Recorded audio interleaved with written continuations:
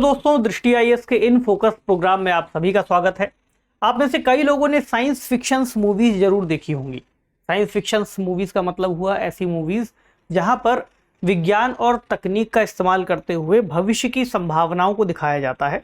पर उसको फिक्शन इसलिए कहते हैं क्योंकि उसमें कई सारी कल्पनाएं शामिल होती हैं कि ऐसा हुआ होगा या ऐसा होने वाला है।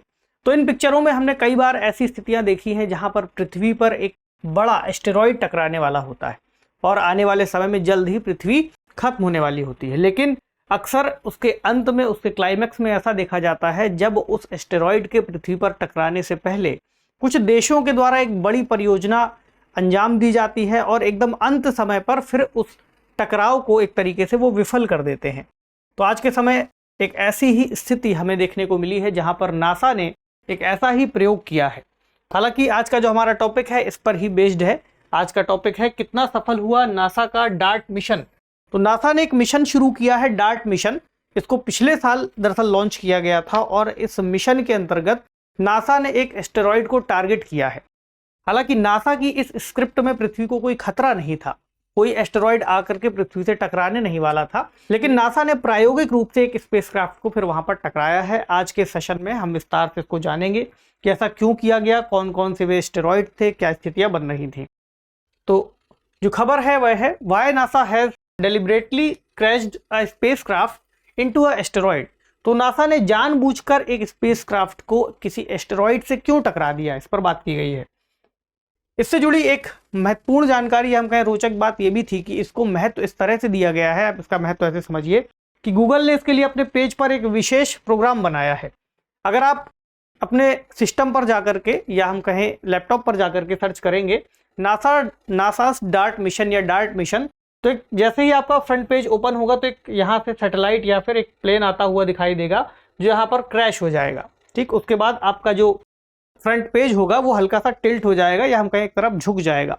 बेसिकली इस जानकारी को देने का मकसद ये है कि इसका महत्व हमें देखने को मिल रहा है। जैसे डूडल्स बनाए जाते हैं गूगल के द्वारा, ऐसे ही इसके लिए एक अलग से थीम डिजाइन की गई है। आज के इस डिस्कशन में हम बात कर लेंगे डार्ट मिशन के बारे में, किस तरह से बनाया गया, क्यों शुरू किया गया, क्या मकसद है। ठीक, और एस्टेरॉइड्स का पृथ्वी से टकराना किस किस तरह से होता है, कब कब ऐसी घटनाएं हुई है, एस्टेरॉइड्स किस किस तरह के होते हैं, इनके पृथ्वी पर टकराने के क्या प्रभाव होते हैं। ठीक, इसके साथ ही एक प्रश्न भी शामिल करेंगे जो कि इसी टॉपिक से जुड़ा होगा और प्रीलिम्स बेस्ड ये सवाल रहने वाला है। तो जीएस पेपर 3 के अंतर्गत अंतरिक्ष प्रौद्योगिकी खंड से यह विषय आपका सीधे सीधे जुड़ जाता है। हालांकि भारत के अंतर्गत प्रौद्योगिकी जो होती है उन पर भी सवाल पूछे जाते हैं। इसके अलावा जो विश्व में नई तकनीक डेवलप की जा रही है उस पर भी सवाल पूछे जा सकते हैं। अब जैसे ही ये मुद्दा सुरक्षा से जुड़ेगा तो ये और बड़ा रूप ले लेगा। तो हम बात कर रहे हैं डार्ट मिशन की। इसका मतलब हुआ कि डबल एस्टेरॉयड रीडायरेक्शन टेस्ट यानी DART।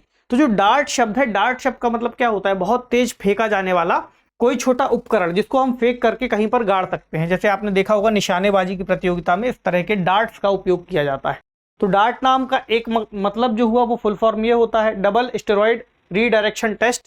दूसरी चीज कि इसका जो तरीका है, काम करने की प्रक्रिया है, वो लगभग वही है कि हमने यहाँ से नासा ने एक तरीके से इसको फेंका और जाकर के ये एक एस्टेरॉयड से टकरा गया। तो ये जो मिशन है नवंबर 2021 में लॉन्च किया गया था और इसको दुनिया का पहला ग्रह रक्षा प्रौद्योगिकी प्रदर्शन कहा गया है। यानी हम पृथ्वी की सुरक्षा करने के लिए जो नई तकनीकें हैं उनको एक तरीके से आजमा रहे हैं और समग्र ग्रह रक्षा रणनीति के तहत नासा की इसको शुरू किया गया था और अब जाकर के इसके रिजल्ट हमें देखने को मिलेंगे।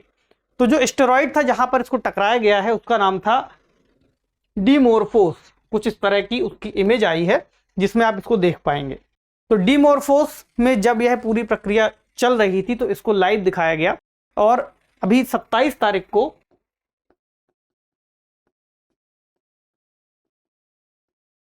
यह टकराव घटित हुआ है और इसको फिर जो प्रसारण देखा जा रहा था उसमें फिर ये जो प्लेन था वो जाकर के इसके नजदीक जाता जा रहा था या स्पेसक्राफ्ट कहें और फिर जाकर के इससे टकरा जाता है और उसके बाद फिर वो वीडियो बंद हो जाता है।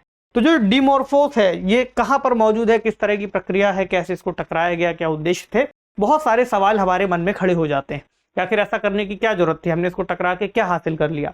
तो जो डिमोर्फोस है ये पृथ्वी से लगभग 11 मिलियन किलोमीटर दूर है। चंद्रमा की तुलना में अगर देखें तो लगभग 300 गुना ज्यादा दूर है और 11 मिलियन किलोमीटर की दूरी वह है जब यह पृथ्वी के काफी नजदीक आता है। उसके बाद फिर चूंकि डीमोर्फोस परिक्रमा कर रहा है डिडिमोस की, यानी जो डीमोर्फोस क्षुद्रग्रह है या एस्टेरॉइड है, ये एक तरह से चंद्रमा है, एक तरह से सैटेलाइट है। किसका? डिडिमोस का। यानी कि इसका साइज कम है, इसका साइज ज्यादा है। तो डिडिमोस की परिक्रमा कर रहा है डीमोर्फोस, और ये दोनों ही जो सिस्टम है ये दोनों ही फिर परिक्रमा कर रहे हैं सूर्य की। तो एक परिक्रमा करने के दौरान कोई ऐसी स्थिति आती होगी जब यह पृथ्वी के नजदीक आता है, तो उसी स्थिति के दौरान फिर इसको हिट किया गया है।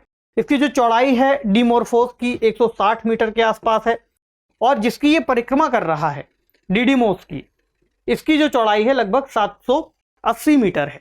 तो डार्ट मिशन को फिर यहां से भेजा गया, और जब यह इसकी परिक्रमा कर रहा था, इसी दौरान परिक्रमा के क्रम में फिर इसको इससे टकरा दिया गया, हिट कर दिया गया। ठीक, अब यहां पर एक चीज और है, एक उपकरण का नाम और आएगा। वो क्या है? वो है लिसिया क्यूब। तो लिसिया क्यूब दरअसल इटली के द्वारा निर्मित किया गया है और इसके साथ भेजा गया था। इसका मकसद क्या था कि ये जो हिट जब करेगा तो हमें कैसे पता चलेगा कि कितना हिट हुआ है? वहां पर कोई कैमरे तो लगे नहीं है, इसलिए इनको रिकॉर्ड करने के लिए फिर पीछे से इसको भेजा गया, ताकि इसकी जो टक्कर है उसको ये रिकॉर्ड कर सके और हमारे पास वैज्ञानिक जो इनपुट्स हैं वो उपलब्ध हो सके। अब एक सवाल यहाँ पर यह भी पूछा जा सकता है कि सर इसको आखिरकार डीमोर्फोस से ही क्यों टकराया गया? हम इसको डिडिमोस से भी टकरा सकते थे। तो इसका एक उत्तर ये हो सकता है कि जब इसको इससे टकराया जाना था तो इसके टकराने से, चूंकि ये इसकी कक्षा में घूम रहा है, तो इसकी कक्षा इतनी छोटी है कि इसमें छोटा सा भी अगर परिवर्तन होगा तो उसको मापा जाना तुलनात्मक रूप से ज्यादा ईजी होगा। इसलिए फिर इसको टकराया डीमोर्फोस से, और अब इसमें जो भी विचलन आया होगा फिर उसको अब आने वाले समय में रिकॉर्ड किया जाएगा। तो ये पूरी प्रक्रिया अपने आप में बहुत महत्वपूर्ण है, क्योंकि ऐसा कोई इससे पहले प्रयोग किया नहीं गया है, और ऐसी क्षमता को हासिल करना या उसका डेमोन्स्ट्रेशन दिखाना, उसको प्रायोगिक रूप से करके दिखाना अपने आप में बहुत बड़ी बात है, जिसकी उपलब्धि फिर नासा ने इस वक्त हासिल की है। तो जो एस्टेरॉइड्स होते हैं, क्या ये एस्टेरॉइड्स किस तरह से होते हैं, कब कब टकराए हैं पृथ्वी में, इसको देखें। तो डीमोर्फोस या फिर हम कहें ये जो दूसरा वाला है डिडिमोस, इससे पृथ्वी को डायरेक्टली फिलहाल कोई खतरा नहीं था, ना ही ये इस समय आकर के पृथ्वी से टकराने वाले थे। लेकिन इनको फिर हमने इसलिए टारगेट किया कि टकराने के बाद तो फिर हम ऐसा प्रयोग कर नहीं पाएंगे, इसलिए पहले से ही कोई प्रयोग कर लें जिसके जरिए हमारे पास वो वैज्ञानिक डेटा मौजूद हो कि अगर आने वाले समय में ऐसा कुछ घटित हो तो उससे हम निपट सके। अब नासा ने एक बात और कही कि कम से कम अगले 100 वर्षों तक क्षुद्र ग्रहों से पृथ्वी को कोई वास्तविक खतरा भी नहीं है, यानी जल्दी ही कोई ऐसा एस्टेरॉइड आकर के टकराएगा नहीं। तो पहले क्या कभी टकराया है? तो ऐसा माना जाता है कि डायनासोर्स की जो विलुप्ति हुई थी उसके पीछे किसी एस्टेरॉइड के ही टकराए जाने की घटना रही होगी, जहां पर फिर ये डायनासोर्स एक बार में काफी सारे एक साथ मार दिए गए या मर गए उस घटना से। तो जो एस्टेरॉइड यहां पर टकराया रहा होगा पहले, उसकी चौड़ाई बताई गई है लगभग 10 किलोमीटर के आसपास। तो सोच सकते हैं आप कितना बड़ा और विशाल एस्टेरॉइड वो रहा होगा। नासा का यह भी कहना है कि इतना बड़ा एस्टेरॉइड करीब 10 से 20 करोड़ साल में ही पृथ्वी की तरफ आता है, और जल्दी ही ऐसी कोई घटना इसीलिए हमको दोबारा देखने को नहीं मिलती। इसके अलावा 2013 की एक घटना महत्वपूर्ण है, जब रूस के अंतर्गत रशिया में एक एस्टेरॉइड आकर के टकराया था, और लगभग 18 मीटर इसकी चौड़ाई थी। मतलब कई सारे एस्टेरॉइड पृथ्वी की कक्षा में एंटर करते ही या घुसते ही उनमें आग लग जाती है, क्योंकि घर्षण इतना ज्यादा होता है वायुमंडल का, ये बात आप जानते हैं। लेकिन फिर भी ये बड़ा रहा होगा, इसलिए इसका जो कुछ टुकड़े हैं वो रूस के अंतर्गत पहुंच गए, और कुछ लोगों को इससे नुकसान भी हुआ। एक इस तरह से आप देख सकते हैं कितना बड़ा इसका जो टक्कर था वो देखा गया।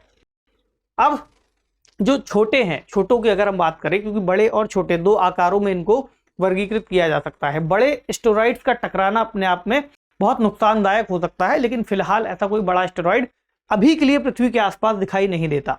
जो छोटे एस्टेरॉइड्स हैं वो सभी जो सूर्य की परिक्रमा कर रहे हैं लाखों की संख्या में हो सकते हैं, ठीक। लेकिन हमें बहुत सारे के बारे में जानकारी नहीं है, यानी हमें जितने ज्ञात हैं उसके अलावा अगर हम जाकर के देखेंगे तो हो सकता है, संभावना बन सकती है कि भविष्य में कोई और एस्टेरॉइड आकर के टकरा जाए।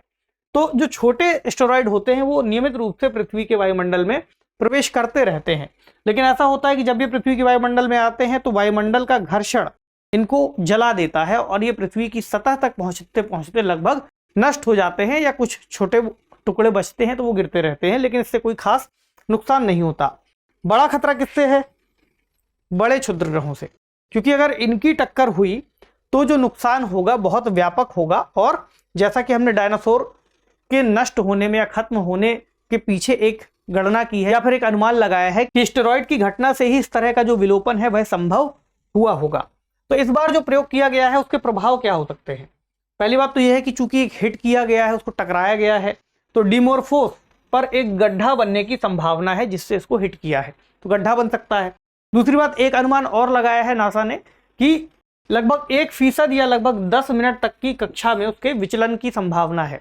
यानी 10 मिनट का मतलब कि जो जितनी उसकी परिक्रमा वो कर रहा है, उसकी कक्षा में चक्कर लगा रहा है, उसमें 10 मिनट की कमी आ सकती है, अंतर आ सकता है।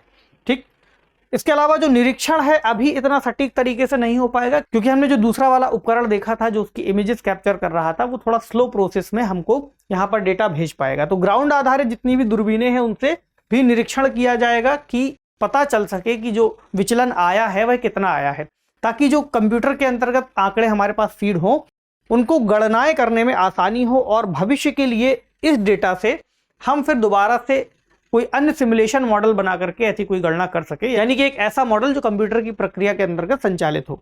तो भविष्य के लिए हमारी तकनीक का एक तरीके से प्रयोग भी हो गया है और हम उसके एडवांसमेंट पर काम कर सकते हैं। ऐसा हो सकता है कि आने वाले भविष्य में हम ऐसा कोई दूसरा प्रयोग भी अंजाम दें। मतलब अभी फिलहाल के लिए नासा के पास इतनी तकनीक उपलब्ध है, इसलिए नासा ऐसा काम कर सकता है। ओवरऑल जब हम एक पृथ्वी के लेवल पर देखते हैं और हम किसी अन्य ग्रह या फिर अन्य किसी ऑब्जेक्ट से टकराने की बात करते हैं, तब फिर पृथ्वी पर मौजूद सभी मानवता एक रूप में देखने को मिलती है। ऐसा ही हमें देशों के स्तर पर भी दिखाई देता है कि देश के अंतर्गत समाज अलग अलग राज्यों में बटा दिखाई देता है, लेकिन जब किसी दूसरे देश की बात आती है तब फिर देश के रूप में एक स्थिति दिखाई देती है। ऐसी जब ग्रह के रूप में बात आएगी तो पृथ्वी के रूप में एक ग्रह दिखाई देता है, इसलिए हम कहते हैं कि पृथ्वी के अंतर्गत हम ऐसा कर रहे हैं। ठीक, तो पृथ्वी की सुरक्षा सुनिश्चित करना फिर यहाँ पर महत्वपूर्ण कदम है और अपने आप में यह जो प्रयोग है बहुत महत्वपूर्ण है। ठीक, तो इससे जुड़ा एक सवाल देखते हैं, फिर उसको हम विराम देंगे। प्रश्न क्या है? डार्ट मिशन के अंतर्गत नासा ने किस क्षुद्र ग्रह से अंतरिक्ष यान को टकराया? ऑप्शन क्या है आपके पास? डिडिमोस, डिमोर्फोस, रियुगु या फिर हाइजिया। तो कमेंट सेक्शन में आपको इसका जवाब देना है। फिर देखते हैं आपने इसको कितना ध्यान से सुना है। उम्मीद है आज के सेशन में आपने कुछ सीखा होगा। आपसे मिलेंगे अगले सेशन में कुछ अन्य महत्वपूर्ण जानकारी के साथ। तब तक पढ़ते रहिए, ख्याल रखिए, शुक्रिया।